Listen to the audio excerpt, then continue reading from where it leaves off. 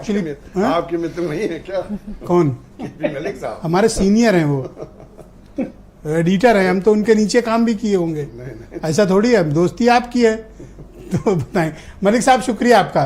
Sir बताइए, आज चुनाव प्रचार तो समाप्त हो गया है, तो आपका ऑब्जर्वेशन क्या है? देखिए ब्रजेश जी, अगर आप देखें इस चुनाव में, उत्तर प्रदेश के उपचुनाव में, अगर भारत में जो दो महत्वपूर्ण राज्यों में चुनाव हो रहे हैं, महाराष्ट्र और झारखंड में, अगर आप देखें, मैं एक नई चीज देख रहा हूं कि जो आदित्य योगीनाथ जी का बटोगे तो कटोगे नारा है, सुपरहिट हो गया है और योगी जी हिंदुत्व का चेहरा बन के उठे और इससे कहीं ना कहीं घबराहट दिल्ली में भी है और दिल्ली ने उसकी काट ढूंढी है, एक रहोगे तो सेफ रहोगे। और जिस तरीके से अगर हम फिर उत्तर प्रदेश की बात करें, जिस प्रकार से हमारे मित्र अनिल दुबे जी हों और चाहे बाकी लोग हों, बंटने को तो बंट गए। जो कभी एक घोड़े पर सवार थे, चाहे वो अखिलेश यादव हो, चाहे जयंत चौधरी हो, चाहे चंद्रशेखर हो, आज तीनों अलग अलग करते हुए रोड शो आपको दिखे हैं। तो बट तो अपने आप ही गए। और इस बंटवारे का मतलब क्या है, इस बंटवारे का फायदा किसको है? बहुत इंपॉर्टेंट पॉइंट रेज किया आपने। बिल्कुल ठीक कह रहे हैं, तीनों साथ थे लेकिन इस चुनाव में तीनों बटे हुए हैं। जी, भारतीय जनता पार्टी की जो यही तो रणनीति है, वो कहने के लिए बटोगे है तो कटोगे, लेकिन वही कह के कहते हैं बटो और हम काटें तुम्हें, तो काट दिए वो इनको। तो इसी तरह की रणनीति अभी पूरे देश में चलेगी और योगी जी को ये जो नारा दिया गया, इसको लेकर 2029 तक योगी जी को लेकर चलना है। जी, तो आप मुझे बताइए कि इधर मीरापुर, गाजियाबाद, खैर, कुंदरकी, इधर से क्या फीडबैक आपको मिले? देखिए, अगर ब्रजेश जी देखें, बड़ी टक्कर यहाँ पे भारतीय जनता पार्टी और समाजवादी पार्टी गठबंधन को है जी।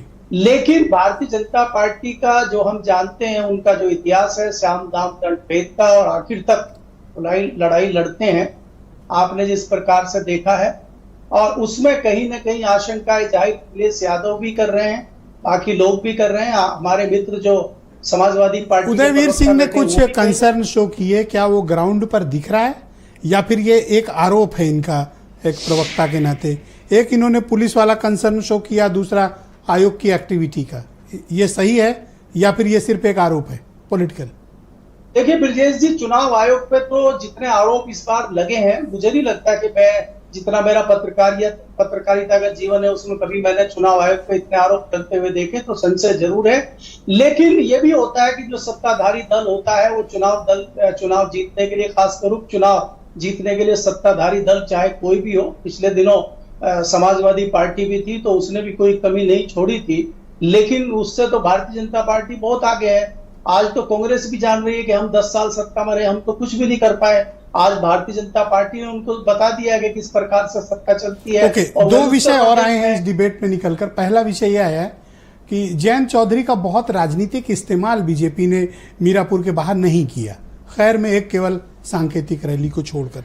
और दूसरा, समाजवादी पार्टी के कैंडिडेट्स के सपोर्ट में इनिशियली तो कांग्रेस के लीडर्स दिखे कानपुर या शीशामऊ वगैरह में, लेकिन उसके बाद मैंने देखा कि वो मंच से नादारद हैं। ये दोनों तरफ ऐसा हुआ, क्यों है? देखिए ब्रजेश जी, इसके लिए मैं एक बहुत बढ़िया उदाहरण आपको झारखंड का देता हूं कि झारखंड में जिस प्रकार से हेमंत सोरेन और तेजस्वी यादव दोनों ने मिलकर एक बहुत बढ़िया प्रदर्शन वहां पे किया है, उस तरह का प्रदर्शन हमें उत्तर प्रदेश में कांग्रेस की तरफ से समाजवादी के साथ नहीं दिखाई दिया और भारतीय जनता पार्टी के साथ जयंत चौधरी का दिखाई नहीं दिया।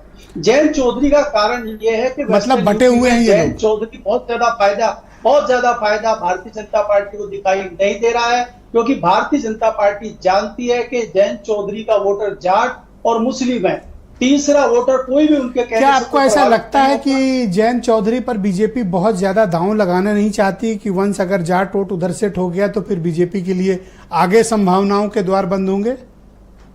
बिल्कुल बिल्कुल, आपने देखा है कि 2024 के चुनाव में जयंत चौधरी वो फायदा नहीं कर पाए जिसके लिए भारतीय जनता पार्टी ने उनको सोच के लिया था। उनसे कोई बहुत ज्यादा महत्वपूर्ण फायदा पश्चिम उत्तर प्रदेश में 2 सीट तो जीत ही गए थे जयंत, अपनी 2 तो जीत गए ना जयंत, अपनी सीटें वो जीत गए। भारतीय जनता पार्टी से उनको फायदा मिला, लेकिन वो भारतीय जनता पार्टी को बहुत ज्यादा फायदा नहीं करा पाए। कहीं ना कहीं भारतीय जनता पार्टी के लोग ये सोच लेके चल रहे हैं और इसीलिए उनका बहुत ज्यादा इस्तेमाल नहीं हो पा रहा है।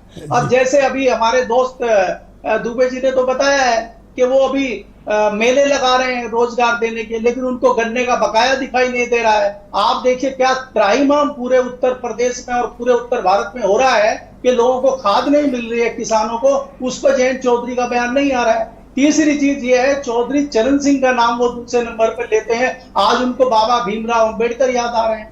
तो ये जो बदली हुई परिस्थितियां हैं, ये Thank you, Jayant sir. Chaudhary को आने वाले समय में उनको राजनीतिक सियासत में फायदा और नुकसान sir. भी दिखाएंगे, ये भी आपको देखना होगा। वीरेंद्र सिंह जी भी हम